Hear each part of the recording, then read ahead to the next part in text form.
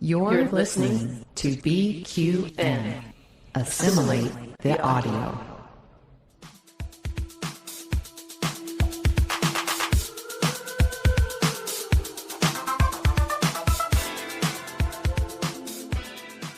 Welcome, listeners, to another episode of All Good Things, a Star Trek Universe podcast here on BQN. I'm your host, Kelvin, and with me today, it's Amy and Christos. Patreon patrons, remember you can now watch All Good Things as an extended video edit of this very episode at patreon.com/BQN. Well, hello, everyone. It only seems a week ago since I saw you both in person. How has the return to normality been for you, Amy? It has been nonstop. I want you all back here in my city. Come back to me, you guys. Well, we'd love to, but you're always at work. I know. And how about you, Christos? How's your return been? Actually, I call it a soft landing. My brother's visiting, and my brother has probably been into Star Trek as long as I have. In fact, he was my original Star Trek buddy with like Star Trek II, The Wrath of Khan. So yesterday I got to introduce him to the center seat because he knew nothing about that. Oh. And so we watched about 3 episodes of that yesterday. So I feel like I've been in and even we were driving in the car yesterday, we put a Star Trek playlist on and things like that. So it's like, oh, it's one of these people that I can be my 100% Trekkie self with. And he's just as into it. So yeah, yesterday, we watched Way of the Warrior. I had it on yesterday morning. Nice. As my kind of like cleaning the house, getting ready stuff. So it's like, I feel like it's very Trek present kind of weekend. So it's kind of helped with the reacclimation.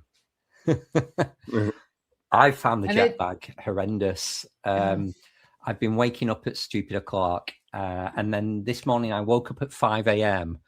and then blinked and it was 10:30 a.m. And then my dad visited me today, which is like, roll out the red carpet. I last had a visit from my dad 4 years ago when I got my previous new car. And he doesn't come to see me. He just comes whenever I get a new car. And it's like, you don't really need an excuse like that to come and see me and James. But it was nice to see him. So I had to jump out of bed and get ready for his arrival. So yeah, the day has gone. I feel like it's 9 a.m. as much as it is for you guys. So did you get a new car? I did. Yes. It was. I have a car on lease every 4 years. I get a new one. So it was new car day on Thursday. And I probably wasn't safe to drive it because of the jet lag. So the guy dropped it off and he was saying, this does this does that. And it's like, I'll figure it out later. Let's sign. Bye. Yes. Oh, wow. I always find it's good to have those cars for a week. And then you go back and say, now show me everything. Now that I've had now I have questions. So let's work this out. Yeah. That's what I did with my car. I'm like, I took it back. I'm like, okay, I've driven it. Now teach me the things. Because I'm like, how do I do this? They were good. Yeah. I played the old lady card. I played the gay card. It's like, the phalange is broken. Yeah. I don't know. When we were in Vegas, like Peter was taking my car keys and like we weren't even to the car and he had the windows rolled down and the engine started. And I'm like, how did you do that? I've had this car for 2.5 years. I didn't even know it did those things. And he's like, silly Americans. So Kelvin, I guess you had jet lag. I've got STLV lag because I'm sleeping in too late because I've been, staying up so late that I'm like sleeping in. I'm like, okay, set the alarm. I don't need to be missing school. Yeah, that's worse, Amy. You actually get in trouble if you're sleeping. Yes. You've been back at work. So you guys get up so early for school over there. Yeah, it's crazy. Wow. Well, Christos, you mentioned Peter. What was it? What was your STLV like bringing your non-Star Trekkie other half with you? How did that experience feel? Actually, and how did he like it? Yeah. Well, first off, he had a good time and he enjoyed all of you guys so much.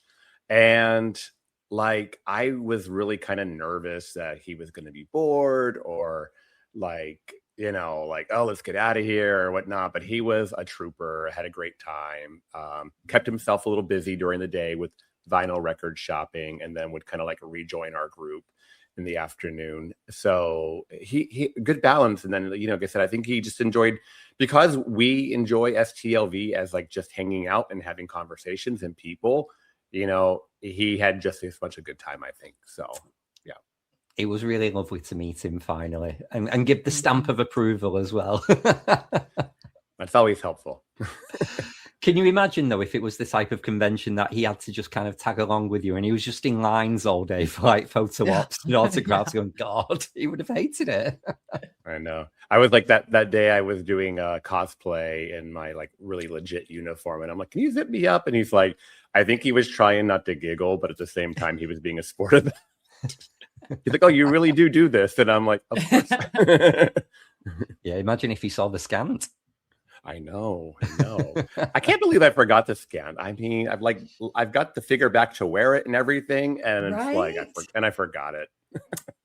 Well, it was really funny actually. It's not until I got back that I was going through all of James's photographs, because obviously he's the photographer, as you know. And I feel like I saw you two in shifts, because Amy, you were working, and then Christos, you went home early. I haven't got a photograph of the three of us. I've got lots with Amy and I've got lots with Christos, but I haven't got any of the three of us together. And I was like, damn. Oh, shoot. Yeah. I think we took a couple of group pictures, but not just the dinner ones, but not in cosplay. Or just the All Good Things cast, you know. Yeah. Yeah. We always made a point of doing that last year. Yeah. Well, it was fast and loose. So, I mean. Very. Well, since it's been a roller coaster week, I hope you've both had time to catch up with Strange New Worlds, because we need to launch the escape pod. This is the bridge. All hands to emergency escape pods. And it's a double escape pod this week with no show last week. So we have 2 new episodes of Strange New Worlds to comment on, 2 very different episodes. So shall we start with episode 3, Human Best Friend? Christos, I want to come to you first, because I can hear your voice in the back of my head going, there's only 10 episodes. What did you think of this comedy romp, The Hangover, which is in Vegas, and it aired while we were in Vegas? Yeah. Very weird. So I will just like be very blunt. That's the low point for Star Trek. I'm like, what a waste of an episode. I just thought it was stupid. Sorry. Yeah. I mean, other than a little bit of character development between Ortegas and Scotty, other than that, I saw so many holes in the plot. There were so many look the other ways, and forgive this, forgive that. And yeah, I'm just like, you know, those shuttlecraft keep getting bigger and bigger. They have transporters on them now. There's just so many more just like, you guys keep like the disregard to canon is getting like a little more blatant, like, so I'm just that's enough. Amy, what did you think of it? Amy, you was wondering where this bickering with Ortegas and Scotty was going, so this was obviously the payoff. Only 3 episodes in. Did you find that satisfying? Did it answer the question? What did you think? It was very forced. I will say that. But I felt maybe this episode is going to have a larger payoff in the end. This was, like you said, Christos, completely character development, not really any big high stakes. Again, just going to this episodic TV, which is fun. This would be an easy one to skip, because you sort of know, okay, Kirk and Spock, they're having their moment, and Ortegas and Scotty, they're having their moment. And then everyone else was sort of individualized. So that was interesting. So I think it was just really focused on those 2 pairings. Just the whole premise of a planet where everybody is basically intoxicated, you know, it's just like highly, it's beyond irresponsible, like especially with a shuttlecraft. And whatnot being down there. I get it. There's like nobody. If they had like the one person who had like the inoculation that would like keep that effect from happening to you, or even if that backfired in a way, but at least they would explain that away, that there wasn't the designated driver, so to speak, was supposed to be kind of keeping an eye on everybody. Yeah, I just like this. It seems very, very irresponsible. Very unlike Starfleet. I picked up on that as well. The fact they knew that this is what the planet did to them, and they were all really excited about going there. If this was a unexpected effect of the episode and that happened to them, a bit like the Naked Now, I'd have bought it a bit more. But the fact they were like, great, we're all going to get off our face on the atmosphere. It's like, really? Yeah. That, and even the warning on Paramount Plus, it says contains drug use. I was like, oh, great. All my heroes are out there jacking up. So I will find a positive to say that the episode showed the characters very strongly being themselves, and it just shows how much those characters are developed and how much we're invested in them. But that it could have just lifted and shifted them into another show. There was absolutely nothing Star Trek about the episode. It was an episode of Friends, of Sex and the City. It could have been anything with our characters. So yeah, I think you said it yourself, Amy. It's very skippable. I probably won't rewatch it, which is a shame. Yeah. And, going back to the drug use, like Christian Jewell just celebrated 6 years sober, and, all the amazing mocktails that are coming out, like there's a way to live without and relax without going to an altered state with drugs. Like it's very not a good message that this is the only way to have fun, is to No. Let's not send that message. Yeah. I mean, I know seasons 3 and 4 were filmed back to back, and so they didn't have much they had no feedback on 3 when they made 4.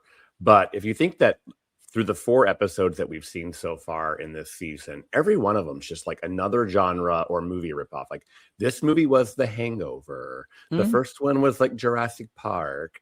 The second episode was very horror episode. And, episode 4, which we'll get into in a minute, is Casablanca. So it's like, okay, guys, just make some freaking Star Trek. This show will end with 46 episodes. Are you getting... And so why do we have to have like these crazy, like every episode is trying to be something else? Are you getting like more of an anthology like Black Mirror? I mean, not that extreme, but like you said, every episode is completely different. Do you feel like it's that effect? Yeah, episode 5 is the puppet episode. That's going to be the gimmick this week. And then as I understand it, the back half of the season is kind of like straight up. Okay. That's how So we're going to have 5 gimmicky episodes, which, by the way, I love the first episode, the Mars episode. I love that episode. But and that was brilliant. Just such and the twist and the time travel element and rewriting our own known history. Very Star Trek. But episodes 2, 3, and 4 have not been for me. So I think we've said enough about 3. Let's give. Well, first of all, can someone else please pronounce the title? No. Chiaroscuro? It sounds like something I'd order in a Mexican restaurant. Chiaroscuro. A case of chimichurri. Yes.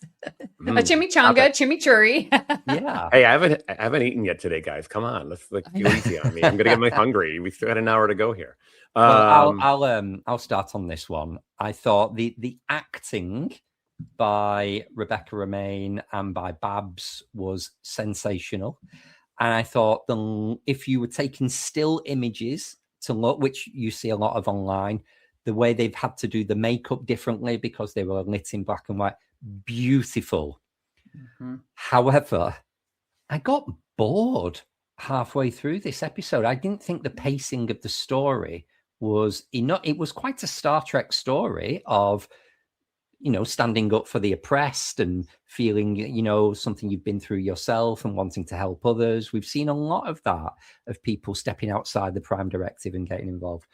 But a good test for me with modern TV is if I want to pick up my phone and look at my phone halfway through. And I did. I just got a bit lost 3/4 of the way in. It didn't have the pace to hold me. And I think that's my only critique. I didn't mind the noir, the black and white. Some people have really been offended online of having to watch something in black and white. I'm like, guys, that's a bit crap. So yeah, I just got bored. What did you think? I actually liked the episode. It's not my favorite episode, but I liked it. It's my second favorite of the season, which that's not probably yours too. But at the same time, I liked it. I liked that we revisited the Illyrian background. I love that we invent and Mbenga's trauma from, and some of those story arcs that we checked back in on. I felt like it was, of course, it makes no sense that Mbenga's on the away mission other than he's going to be a good foil to Una. But so you have to kind of wave that behind. I like that we used a science-y reason to explain the black and white, very much like Subspace Rhapsody. Okay, give me the science. If we're going to have hijinks, give me some science behind it. But I enjoyed the story. It is a little slow, Kelvin. I definitely give you that. But I enjoyed there was a moral dilemma. And honestly, I felt Una was very justified in what she did, because even though the orders were to, keep a low profile and don't get caught and blah, blah, blah, blah. But the idea of kind of trying to keep the Klingons from getting a good stronghold on this planet that's so close to Federation space that, I felt like this is where one of those deals where it's this is where I'm the commanding officer on the mission and I have information that my boss doesn't. And with that, I'm in a better position to make a decision and do the right thing. That's kind of I felt about it. I mean, it wasn't a Prime Directive thing because, the Klingons, everyone exposed them. So, yeah, I felt like it was in the Federation's best interest for Una to do what she did. But I guess when we eventually review it, it'll go in the Undercover series, not the Prime Directive series. Yeah, very much an Undercover series. Yeah. Amy, did you like it? Yeah, I did. And of course, if they're going undercover, you need hats. What is up with the hats? I got big goodbye vibes, right?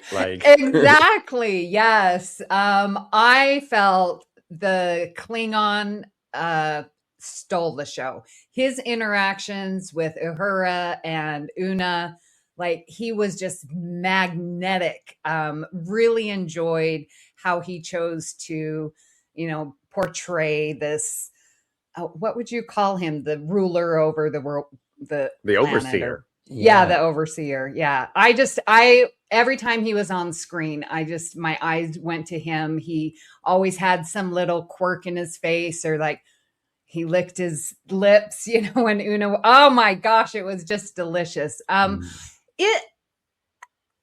watched it a couple times. I liked it. Yeah. Good. Yeah. You don't need to make excuses for the fact you liked it. You liked it. That's a good thing.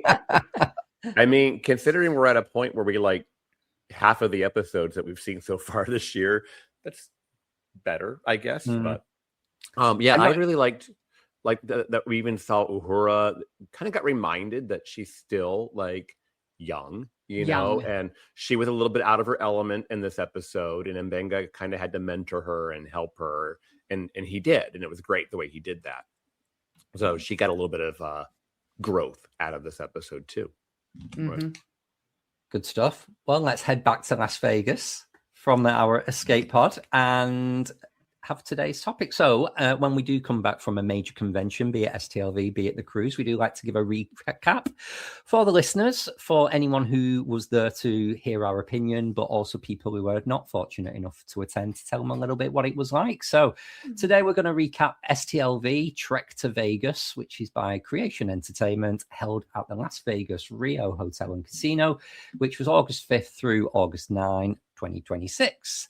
listeners who were, do share your opinion of what we're going to say online, either in Discord or the BQN Collective Facebook group. So let's start with talking about creation and the Rio. So early thoughts. They had this partnership with Magic the Gathering. I can't decide if it was an amazing thing because of the influx of maybe it was money or attention or what they did to the venue, or whether it kind of overtook STLV. I'm still on the fence with it, but I think that's because I know nothing about this card game. It's not anything I've heard of, anything I've played. Christos, I know you have, and it's almost reignited your interest a little bit, isn't it? It has, and partnership, sponsorship, whatever you want to call it. They have the license from CBS, Paramount, to do this partnership. So I think it was a great thing for it.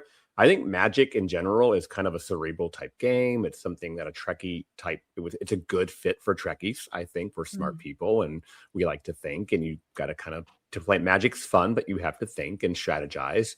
I loved the biggest thing I loved about the partnership was, first off, I thought it was very generous. Everybody who attended got a starter deck, which was probably very generous. Not a cheap thing to do.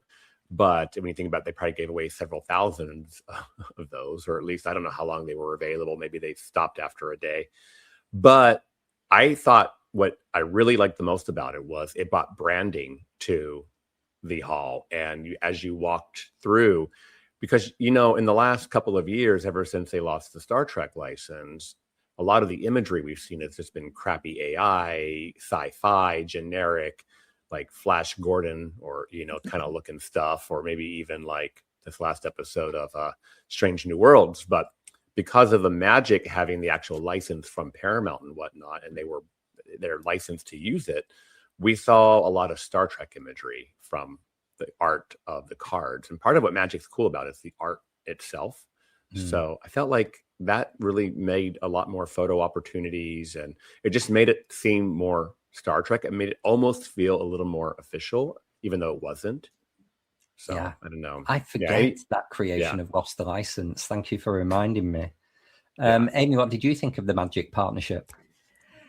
Interesting. And to your point, I feel like creation is riding the coattails of this trademark, with the Magic. So I'm glad they found a workaround to be a little bit more authentic Star Trek.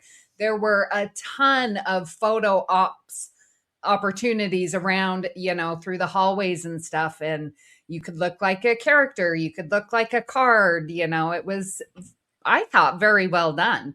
The Rio wasn't too happy. They brought in there was DEF CON, so a hacking convention that was at the convention center, which is a good, 10 minutes away from the Rio.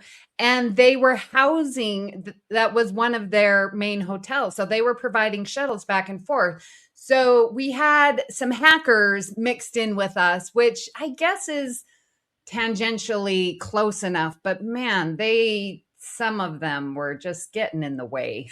It took me a few days to realize what it was when I saw that shuttle bus desk. Where are they taking people? Is that to do with the convention? But it was odd. Yeah. Well, do you guys also feel like that took away from hotel rooms and whatnot, and that probably kept people away? Like that actual STLV attendees that wanted to be there. Yeah. I still don't understand the Rio when they say, oh, this is the Rio for STLV, and they don't block out enough rooms, because I heard many people not be able to get a room because they were quote unquote sold out. And it's like, and then the Rio is price gouging. $200 a night for the Rio, that is not worth it. No. It should be cheaper for us because we are staying and spending all our money at your place. Like, it's just beyond ridiculous. Yeah, it definitely is a gouging thing, because I am on all their mailing lists now, and I almost every week get an email from the Rio offering me 3 or 4 free nights to come stay there in hopes that I'll gamble and spend money at the Rio. Like they're literally, or if it's a remodeled room, it's like $25 a night or something, not like $249, which I think was what the peak Friday, Saturday night rates were getting up to. So yeah, it's unfortunate that the Rio feels like, we're here for 5 days a year or whatever, and they need to like try to nickel and dime. I bought Peter and I 2 glasses of wine at the Lapa Lounge, and it was like $46. Oh, ridiculous. I'm like, I could have bought a really good bottle of wine for $46. Absolutely. And had 4 glasses. Yeah. It was Cabernet. I did the same on the last night. They were like, oh, yeah. What? Yeah. I think or feel there was a very strange relationship between Star Trek, Creation, and the Rio. And they were all walking on eggshells around each other. So apparently the Rio had a bit of a dressing down from Creation about using the terminology Star Trek, advertising other like restaurants in the Rio. So if they put on a Star Trek menu at the bar or something, and then Creation would say to the Rio, you're damaging our relationship with the franchise because we're not allowed to use this. So that is the short story of why the Sean Moody party in the Voodoo Lounge didn't happen, because he wasn't allowed to say it's a Star Trek party. But when I went to, I forgot the name of there's like a little bistro restaurant in the Rio across from the Lapa Lounge at the front, kind of behind where the Starbucks is. They had a Star Trek menu. And so why did they get away with it? And then it was very confusing. And it seemed if you get away with it, you get away with it. And if you ask the question, you get in trouble. So it felt awkward, that relationship between the hotel, the convention, and Star Trek's IP. Mm-hmm. Yeah. I feel like maybe the severity of that was I feel like it was exaggerated. Like it was being used as a reason to tell people no. But maybe, I don't know. I just feel like it's a little bit, I think I was with you, Kelvin, when we were talking with Sean Mooney, and, he was explaining what happened, and it kind of goes back to something that was in a flyer last year. And it was a like really stupid kind of thing that could be easily remedied. Say, well, we're okay, but you just can't, we want approval of the flyer. I don't know, like fine. It's an easy remedy, but I feel like Creation doesn't like that other parts of the Rio are, maybe offering counter programming to what they're offering. Because some of those, they have their Saturday night stuff and things like that. And there's some evening things with Creation. And maybe they felt like there's already enough things being offered to take people either out of the convention or out of the Rio, and Creation was suffering because of that. And maybe that's why they were trying to be, let's just blame it on Paramount. Yeah. Well, if they kept it in the Rio, people would stay in the Rio, but people were having to host their events off-site, like area. Is it Area 15 or Area 51? Yeah. Area 15. Yeah. Yeah. Yeah. For the, which the sci-fi. It was Amy and Giraffe's party, wasn't it? Yeah. That was at Area 15, and the Trek geeks had to move. Well, they've always been off-site. But like you were saying with the Rio, it used to be that the Rio would embrace us, and the bars would have these, Star Trek themed drinks, and you could get them around. And now they were like, well, there's this little passport card, and every bar has a different drink, and they can't make the Warp Core Breach over at Masquerade because they're doing it at Lapa Lounge or whatever. And I'm just like, Creation, are we wanting to have an immersive experience? Why not let the Rio? That's part of why you have a host hotel. Like, exactly. Yeah. Like it's making the experience better. And I want all the money for me, and I want to keep everyone in the convention center. No, let it grow. Yeah.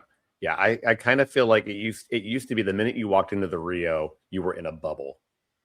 And now they were just trying to make it so like the minute you walked into the convention area is when you entered that bubble. And it's like, no. Even with, like you said, the hacker convention and things like that, that's like causing, you know how many times I was at the twice it happened to me at the food court where someone came up to me like, is there really a Star Trek convention going on here? And I'm like, no, woman, I dress like this all the time. Like there's a Klingon eating a burrito on the next table. What do you think? Well, I don't have a huge amount of positive things to say about the Rio, but I will say I found the check-in and check-out process a lot better this year on the screens. I actually checked in on the aeroplane in flight and then just scanned a QR code. It spat out my key, done. And then to check out, did it again on my phone, dropped the key in a slot. Didn't have to, it was frictionless. Didn't have to speak to a human.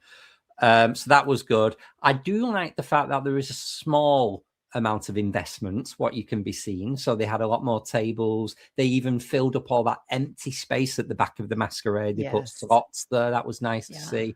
There's new restaurants. Some of the older restaurants have had rebranding. They're building that new sports book next to the Egg Slut station. So I was pleased to see it's coming along, but man, I feel like I funded it personally. Yeah. I mean, everything was expensive. Yeah. Okay. So for people who've not been before, there are different packages available for the ticket for the event. Usually there's a day pass, then there's general admission for the full 5 days, and then you've got the higher level ones that give you access to parties, autographs, and priority seating in the hall. So no day passes this year, Amy. That really affected you. It really did, because, I was working and so could only really go to the convention, Friday afternoon, Saturday, and Sunday. And previous years, I just got a day pass for Saturday, Sunday, and call it good. That was not an option this year. And the general admission tickets were quote unquote sold out. So if you waited too long, you were forced to get a copper pass, which was it was so expensive. And that's not cool. It's not. And I had done copper the very first year I attended the entire week, and I didn't get much value at it. I did find that I felt like there were more copper seating chairs offered in the main area. Like they sacrificed general admission to force more copper. Yeah. And Amy, had I known that we didn't have to put had I known we didn't have to put the green bracelets on us, we could have just they were letting you hang them on your lanyard this year, and you just have to wear your lanyard. I mean, not knowing that I was going to leave a day and a half early, I could have just given you my lanyard, and we could have shared a admission, but it probably saved you a fortune. But I felt like it was another area where it's just kind of rigged to put more money in Creation's pocket. Yeah, I found it funny with the copper packages and the seating, because when you'd walk in for a panel, apart from the massive panels, but just a regular panel, there were so many empty seats in copper. And so we'd sit down, and 3/4 of the way through, someone would come up and go, "You're in my seat." Like, all right. And then but you look around and you're surrounded by available seats, and someone would say, "No, that's my seat. Can you move?" Yeah. Now we did, because clearly it's the seats, but I just laughed every time, thinking, I'm just just like, you just sit next to you and you're in the extra seat. Yeah. Until it became an issue, right? Like I saw some social media posts where people were really like, "I'm tired of going to my seat and there's somebody in it," and it's like, calm down, calm down, people. There's another thing too, like speaking of greedy creation and whatnot. I think the one thing we mentioned sponsorship partnership with Magic, but Magic probably paid them at least a bare minimum of $50,000 to have that kind of feature as the so having a major sponsor this year, Creation made even money off of that. I just felt like sorry, it's not to keep banging on them, but it's like I said, and I was also hearing a little bit of shady stuff about how Creation was trading some of the vendors, and I've heard some stories about that. And interesting, so I know a vendor or two that said they weren't coming back next year because it's just getting too hard to deal with them, and and I feel like you can't afford to lose vendors. It's already a little sparse in there, guys. Yeah. Well, let's go on to the vendors hall, because I noticed there was quite a lot of space, and I thought maybe that was a calculated move because of the expected footfall they were expecting to make more space for us walking around. I noticed on day one, it seemed quite busy, and I was almost dreading the ramping up over the days of the crowds, because I'm not very good with crowds. But by the time it got to Saturday and Sunday, I didn't actually think it didn't seem very, very busy. So Amy, with you arriving on the Saturday and you going in, did it feel any different to say the 59th last year? Did it seem so much more busier because it's the 60th and here's all the you didn't get those day trippers on the Saturday because there was no day pass. Day passes. Yeah, that's true. It seemed to get quieter as the event went on, in my opinion. Agreed. It was. Christos? Yeah, no, exactly. I think you guys hit the nail right on the head there. I think the lack of day passes, maybe a lot of Las Vegas locals didn't come, like they had come on the weekend, just because that's the weekend thing. It's a thing to do. And I got to buy a 5-day copper pass, as you said, Amy, to even get in there. Screw that. The vendors hall, Amy, you pointed this out to me. Like, I usually love the vendor hall, and I'm moving around through there a lot. And, by the third day, which was technically my last day I attended, I was so over it. I was like, it's just more of the same. It was quite boring. I feel like where we did lack vendors was maybe to give more space for the 200 plus guests to be, because I just it was row after row of people who were barely in Star Trek, having an autograph selfie station. And I felt like it was there was one or two hallways where it was just clogged with people trying to get these one-offs. And I feel like maybe for us, we've kind of been there, done that, So the vendor hall was not as, I felt like, engaging and fun for me. I didn't find anything that was oh my God, this is amazing. I can't, I didn't get that surprise where I found something maybe I didn't even know I was looking for. And there seems to be a few more exhibits rather than vendors this year. They had the big transporter set again through Magic. They had almost like the screen used props outside of the Roddenberry exhibition. There was a big piece in the vendor hall, and even the X06 figures, that seemed less like come and buy them and more come and look at them. They were all in glass cases. Yeah, here's something more to look at. Yeah, we have them all on the TNG bridge, which is not something you can buy. So it was more like a diorama than it was here, buy these. Yeah. Did you buy anything nice this year, Christos? I didn't see you with much shopping. I did not. I was trying to ask myself, am I not buying things because I have a boyfriend judging me now? Or am I really just, what it was? You know what it was, Kelvin? I think I spent a lot of money last year, and I did it.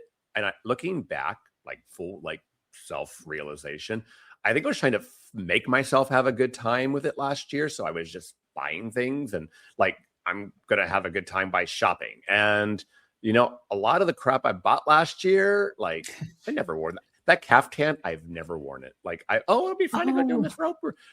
I didn't just put that on eBay and sell it,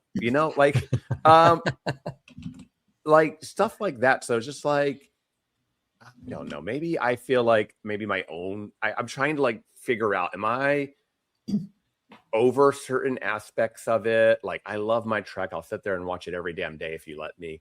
But do I need this other stuff to enjoy it anymore? I don't know. The question is, and I am. It's kind of something that's ongoing with me right now. Yeah. James spent enough money to keep fan sets in business for another several years. Well, that's great. That's all done there. I bought my 3 Hallmark Christmas ornaments, which I would have bought anyway, but obviously I don't need to pay for the shipping and the import fees, right. So that's all. It's good to get them. But other than, I think we bought 2 Playmates action figures that just to fill in some gaps. But other than that, we didn't buy anything. It's weird. Well, For the patrons, if you're watching the video, I have my Chase Masterson, Nice. Her 60th pop culture. I was a little sad she didn't have any of her Be Kind shirts. And that's like, I've bought a shirt from her for years and I love them so much. And I gave them a little talking to. I'm like, where's my Be Kind? Like, I love this, but when I wear the Be Kind, everyone's like, oh, I love your shirt. And some of them will, is that Star Trek? Like it's just hidden, but it's there. And so I told them, I'm like, come on, let's get back to this Be Kind business. And then I also got some fan sets, and I blame James because the little mini ones. Oh, so beautiful. I got 3 of the little mini ones. Oh my gosh, they're so cute. Oh, so that was my purchases this year. Yeah, I like pinning this. I did buy, now that I think about it, I bought 2 shirts, which I bought a shirt. Ooh. Okay. I bought 2 shirts from one from Sci-Fi Sisters, which now that I got home and opened it out of the plastic, I'm like, I think it's a female's medium shirt, not a male's medium shirt. And it was $55. And so like, I hope Sci-Fi Sisters, they probably are. There's probably some charity involved with the shirt. So if there is, I'm 100% fine with that. But I was like, because it was one of those deals where I didn't even ask and I just went to pay and it could be $55. And I'm like, okay. And felt it'd be more awkward to say, oh, never mind. You know what I mean? Like, especially after they dug out my size that I asked for. But I was like, $55. And then some of the boys from Austin, Brad and Pitchert and whatnot, they had drag inspired Star Trek shirts. So I got the Crusher and Troy drag queen inspired crop top. So you were just, Christos, you were just saying about the t-shirts in the vendor room.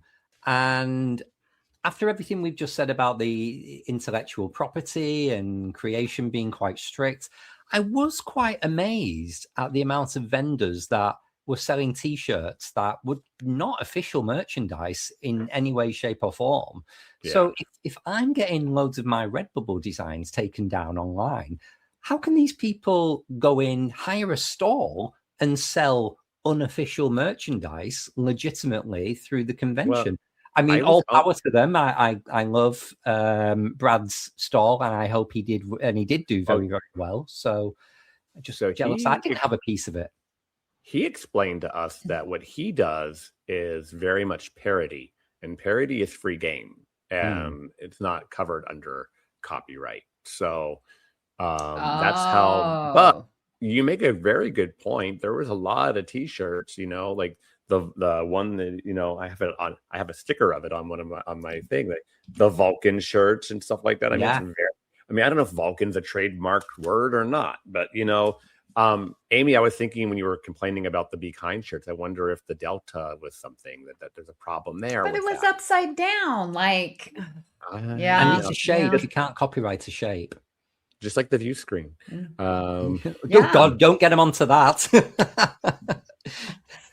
I will say one difference with the vendors hall, since I spent the majority of time there compared to last year. So this was year 2 of me wearing the motion picture screen used uniform.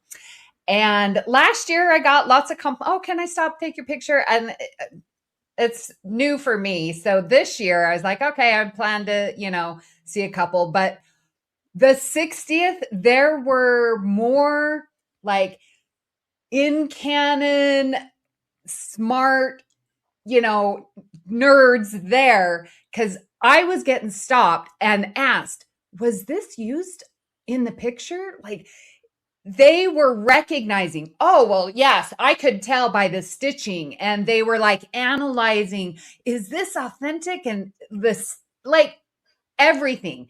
So I felt like the 60th brought out the real archivists, the real knowledgeable about these small, costume designers and stuff like that.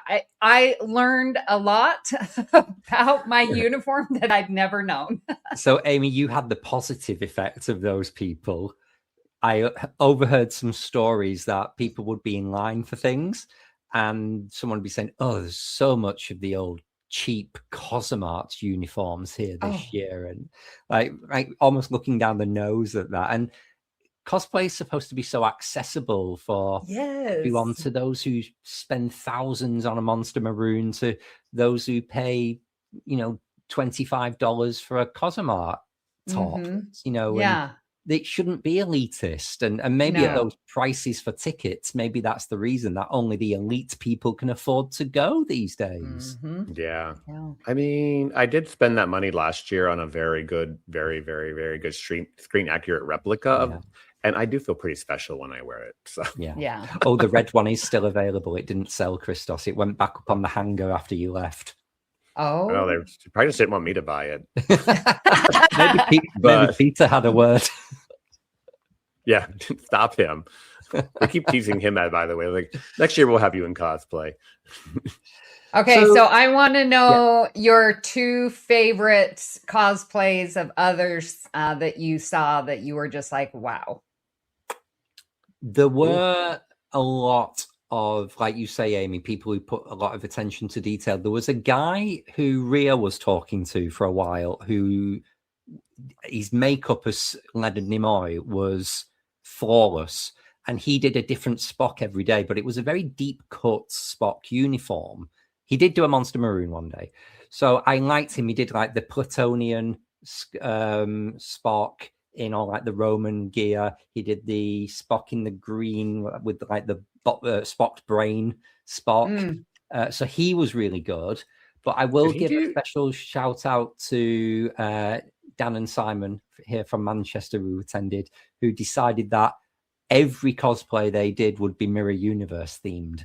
So they did original Mirror Universe, Enterprise Mirror Universe, and quite a lot. And they loved it. They loved all the attention because you just don't get that at the European conventions that they've been to before. No, the Spock you're talking about, he did Voyage Home Spock, right, where he gets in the water tank and swims, right, with the. I was like, girl, some of those legs, maybe not the best cosplay. Was that him who was also bending over a desk and you could see everything? Yeah. You and I. I was right. I was with you. I was like, oh boy, didn't need to see that. We saw all of his George and Gracie. I can see your Vulcan grapes.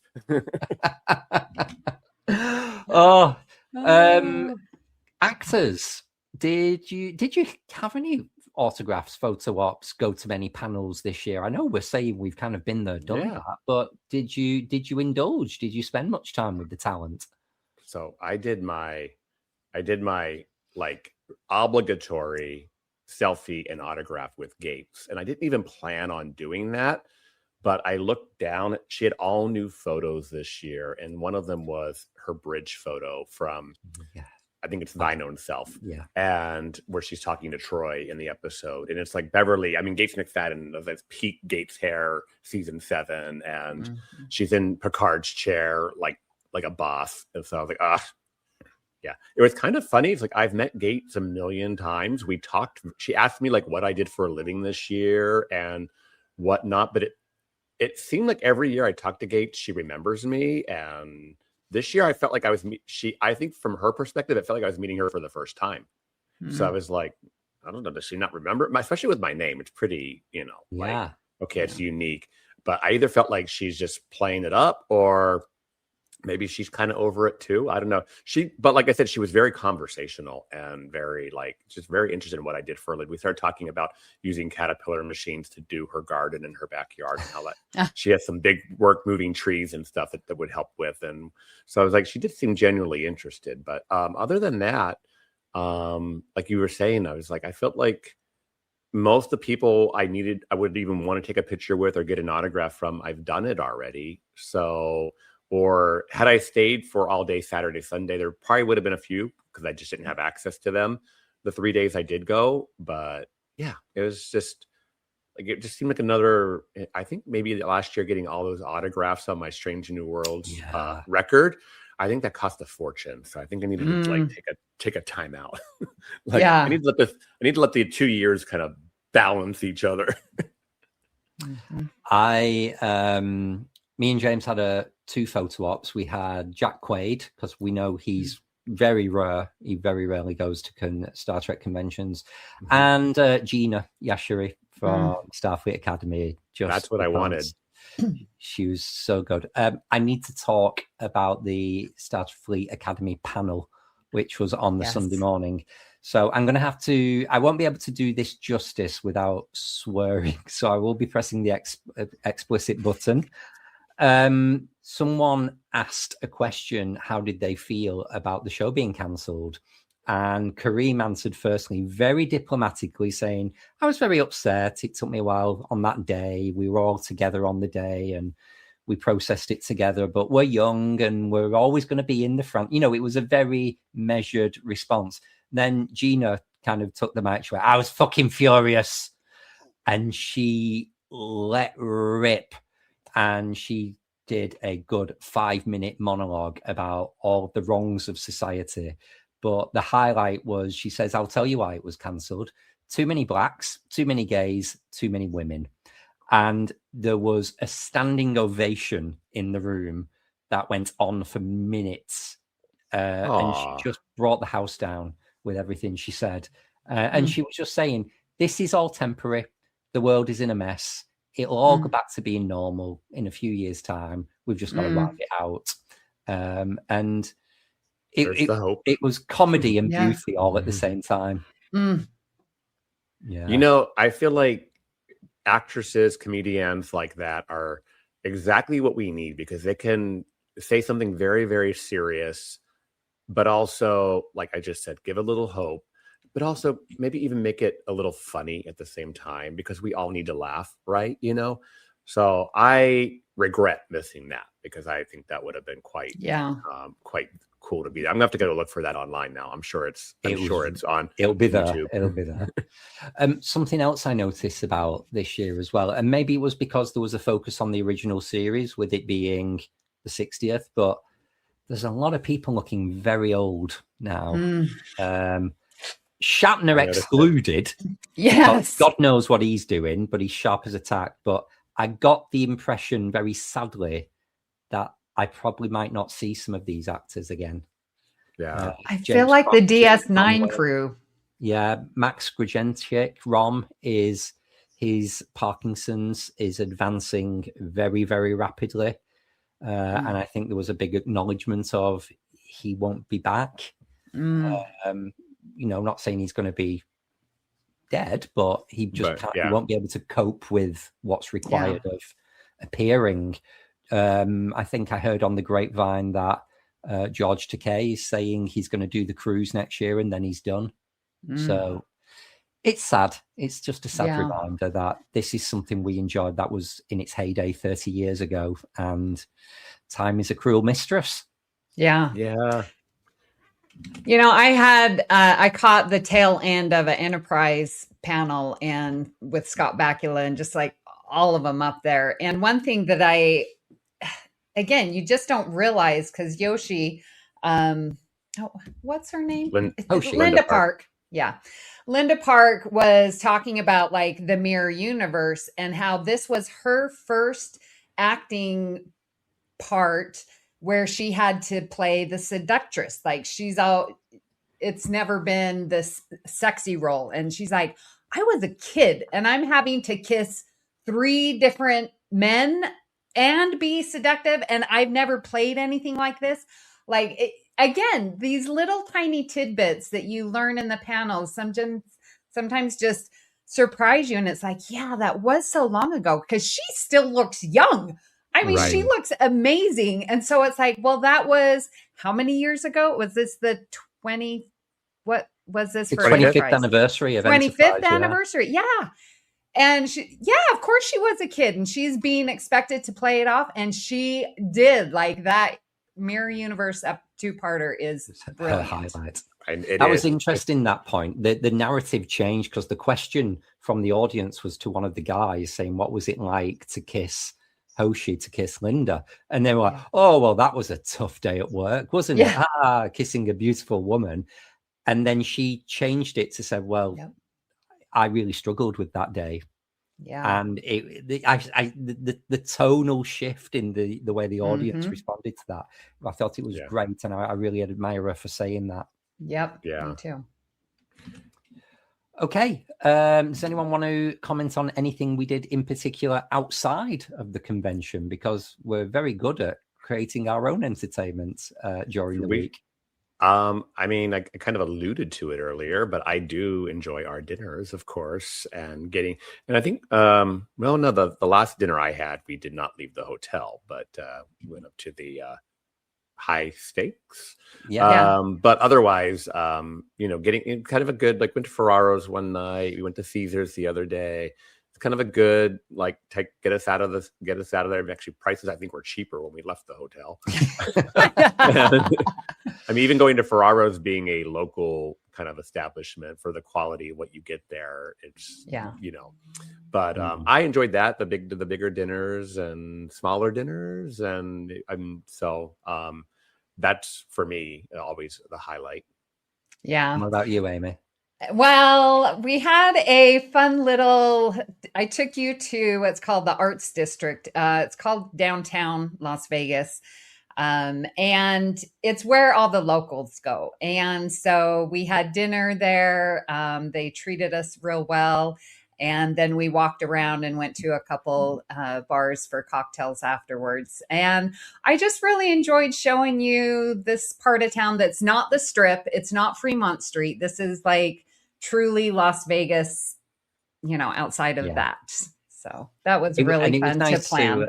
It was nice to see Marcus as well off the view screen, and he really knows his cocktails. Yes, he does. I have a degree in hospitality, and he was saying like he couldn't believe that there were certain spirits I've never heard of or tried before when I'm making cocktails. So what was the Amaro one? And he just brought a tray of like 8 of them and said, these are all different types. Yes. I was really being schooled. It was great. Yeah, we had some local Trekkies, so little pre-party. So it was a good mix of like getting my local people with, you guys. So it was fun. Well, let's end on our assimilations and regenerations like we would on a normal episode, but in relation to the convention. So, Amy, have you got any assimilations from STLV 2026? Yes, I have been assimilated. Thank you, Kelvin and Christos. I am usually a panel girl. I mean, work kept me away. Yes. But usually I am like at a panel, watching, and I saw 30 minutes. I didn't even see one entire panel. I was in the vendors hall the entire time, walking around the convention center in the halls. Like, I'm like, who am I? But what an amazing experience. Because when you've done it as many times, and I had such limited amount of time, it's priorities. And my priority is my friendships and the people. It's no longer the Trek. It's no longer the actors. I love it that they come because it brings you all here to my city. But when your time is so limited, it is, you get those connections and rebuilt for the next year. Like I have been assimilated. Thank you very much. What about you, Christos? What are you assimilating? I'm very similar. I've said it before, friends and dinners and whatnot, but I felt like my convention experience was just a little bit more intimate this year. I mean, aside from you two and James, reconnecting with Frank and John, who I've spent time with over the years and whatnot. Like, most of the dinners were smaller, seeing JJ and Rhea and whatnot, but otherwise it was kind of like more like in the family this year for me, and keeping it more like quality over quantity. And I would probably say that was my highlights. It's good to see lots of people I just gave a hug to, and nice to see you. But some of that stuff, even people I might have been a little bit more heavier with in prior years, is like we don't maintain relationships during the year, so I'm not going to try to like put on airs of, you know, being like really tight for 3 days and, and then we're not going to speak again for another year. So I really kind of stayed focused on people I chat with a lot and keep up with and whatnot throughout the year. Same for me. I said to you, Amy, I remember I have that moment when I'm ever with you guys at a convention or whatever, that we speak every week here on screen doing this. And it'll just slap me in the face that, oh, I can touch you. You're here. Give me a big hug. And it honestly, it fills my heart when that happens, because it is so, it comes from nowhere. It's like, oh, we're together in person and we live on opposite sides of the planet. Yeah. I love it. Well, what didn't we love? I've said it before, so I'm going to just go in there again. The cost. What is going on with Las Vegas? A taxi driver was saying that, yes, the numbers might be down 20%, but the high rollers are still coming from God knows where. So they're not going to bat an eyelid that it's $25 for a glass of wine. They don't care. But so Vegas is squeezing out the common person. Us guys, we can't afford. I used to have to justify the cost of the Star Trek cruise to people as an indulgence and a once in a lifetime. I actually now think the cruise is cheaper because all your food is included. If you get the drinks package, it's unlimited drinks. And the cost of Vegas to me has not been the ticket for the convention, the flight and the accommodation. It's just existing in Vegas for 7 days, eating, drinking. And I'm not talking fancy high stakes dinners, restaurants. I'm talking a cup of coffee in Starbucks. I'm talking something for breakfast, the bare minimum. And I used to laugh at those people in the Facebook groups who say, oh, I take a microwave, I take a coffee machine. I get it. I took a coffee machine with me myself this year. I did an Uber Eats run to Aldi to get yogurt and granola and things to put in the room. It saved me hundreds and hundreds of pounds. So that's the major regeneration for me, just the cost of living in Vegas. My regeneration is just seeing all the posts on social media of the people who were there that I didn't get to see. Oh, like Gareth. And Nicola.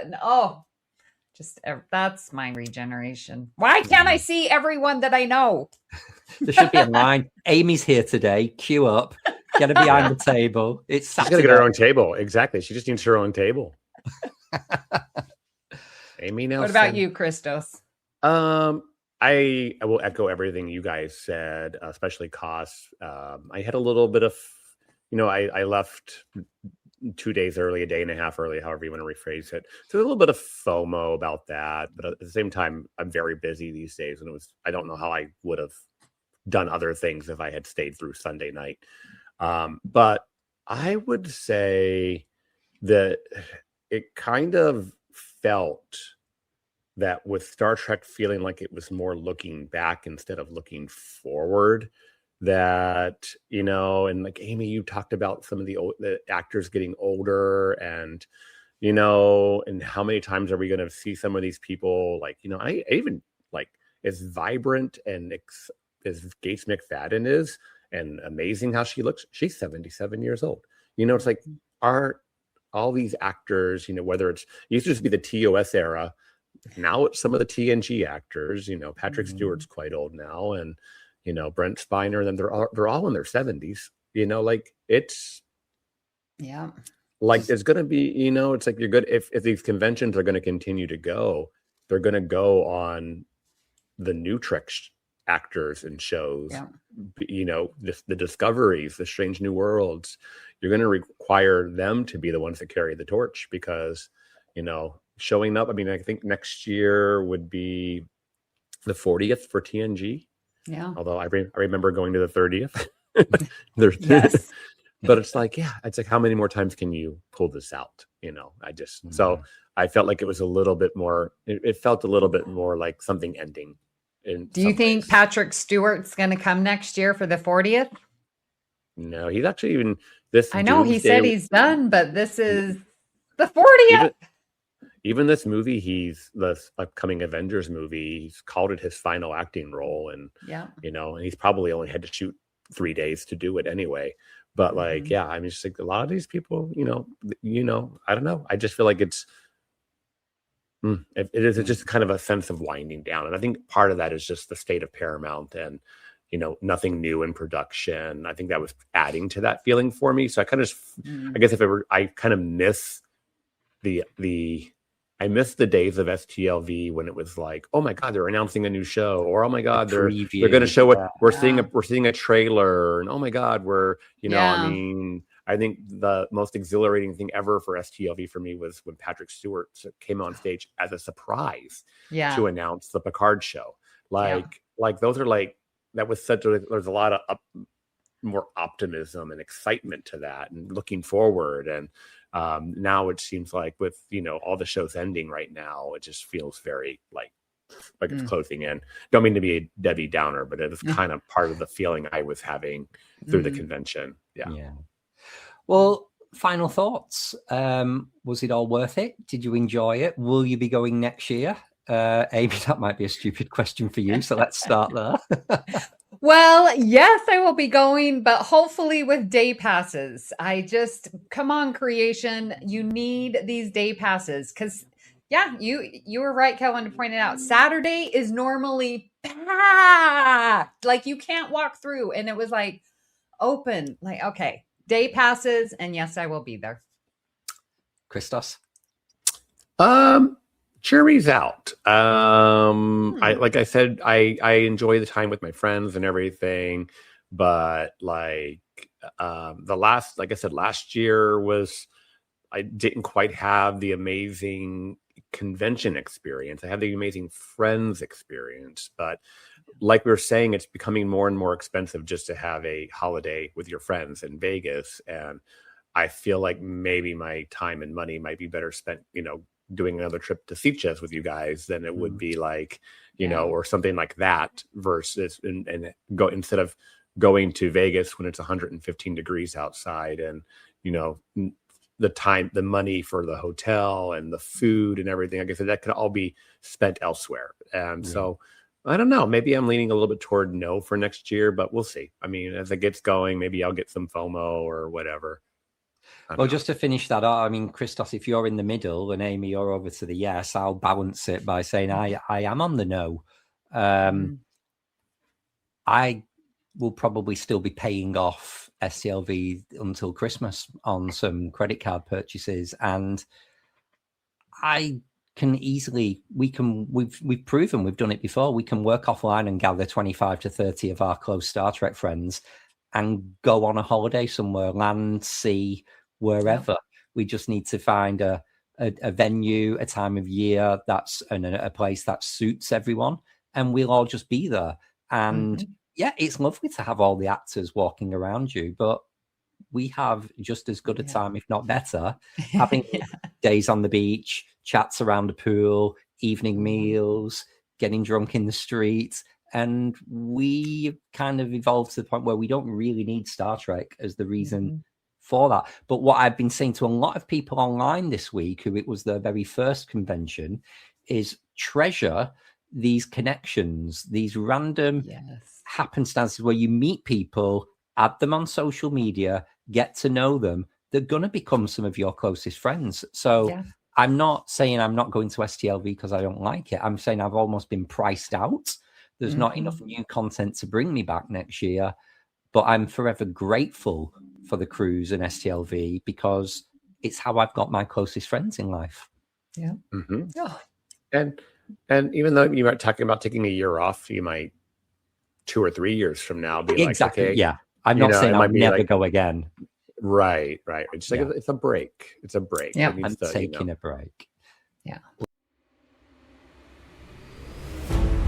What's happening on BQN, you ask?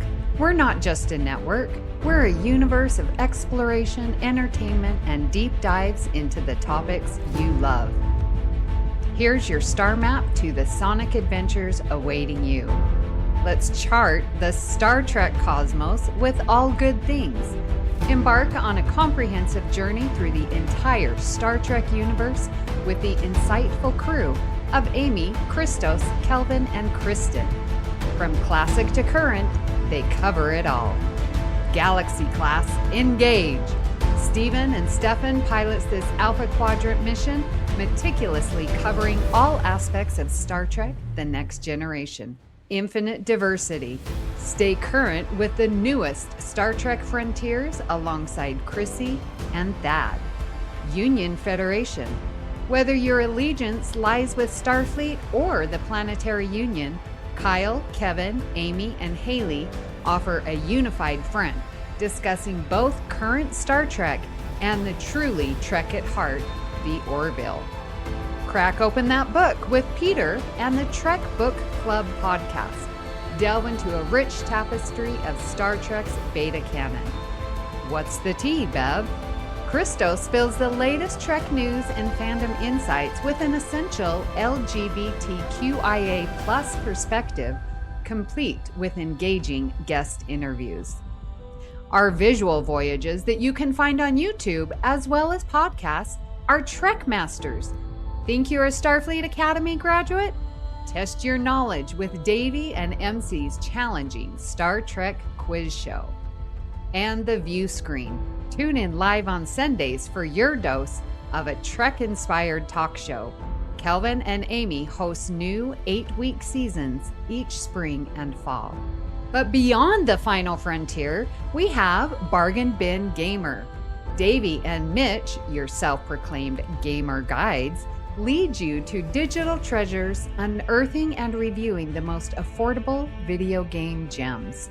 Cinema Z. Grab your metaphorical popcorn for Mark and Matt's cinematic deep dives, unearthing overlooked films that demand your attention. History with the Szilagys. In order to never repeat it, tune in as Chrissy and Jason deliver bite-sized snippets of historical events from around the globe and transformational journeys. Host Lex Rosa explores what it means to embrace authenticity in the face of societal expectations. You can unlock deeper levels of engagement with our exclusive patron perks. The Hive Mind is where you can join our random script readings, live reaction shows, and roundtable discussions. You can also now watch All Good Things as an extended video edit and get a background look into the creation of a podcast. Also, check out our back catalog of It's Green and Amy's Math Moments.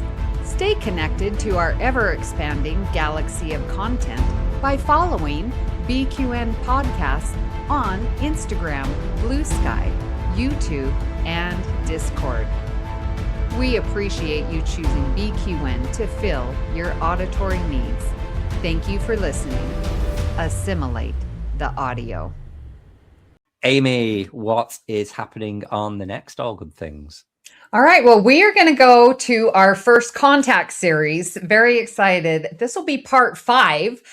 We're going Deep Space Nine Sanctuary. That's a fun episode. I like that one. Immigration. Yes. We would love to hear what you thought of today's show, and there are many ways you can do this. You can join our Facebook group, the BQN Collective. You can join our Discord server, or you can follow the network on Bluesky and Instagram at BQN Podcast to continue our discussion there. You can find the links and invite code in the show notes. So, Kelvin, where can people find you when you're not changing into your 5th uniform of the day? I was going to say, well, they'd find me in a hotel room at the Rio, doing that up on the 20th floor, waiting ages for a lift. When I am not changing uniforms every 5 minutes, you can find me in the BQN Collective Facebook group, or you can come and chat to me directly on most of the socials at Kelvin's Timeline. And Amy Nelson, where can people find you when you're not being followed around by a Ressican flute? Well, you can hold on, that was funny. Well, you can find me on our Discord server. I'm hanging out there a little bit more and in our Facebook group. And we will be starting our view screen. So you're going to find us on our YouTube show coming up in the fall. Christos, when you're not helping Gates McFadden plan her landscaping projects, where can people find you? You can also find me in the BQN Collective on Facebook, in our Discord server, or on Instagram at What's the T-Bev. You will never hear a commercial here on BQN. And if you'd like to help us keep all of our shows coming to you each week, you can become a patron of the network on Patreon. For just $1 a month, you can watch the video version of this very podcast, or you can join our reaction shows, script readings, and enjoy our special patron-only back catalog of shows like It's Green and Amy's Math Moments. Visit patreon.com/BQN to sign up and get all the details. Now, if becoming a patron isn't your thing, don't worry, you can still support our show by sharing our posts on social media, talking about it with your friends, or hitting the like and subscribe button on Apple Podcasts or wherever you get your podcasts, and leaving us a 5-star rating and written review. That'll help others to find the show and will really build our little community of awesome listeners.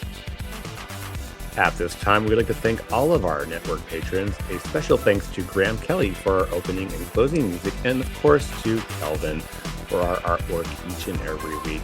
Good luck with your picture for this week if we all three didn't take one together. So AI looking forward to seeing what you come up with. Yeah. All right, we got to remember. Thank you for listening.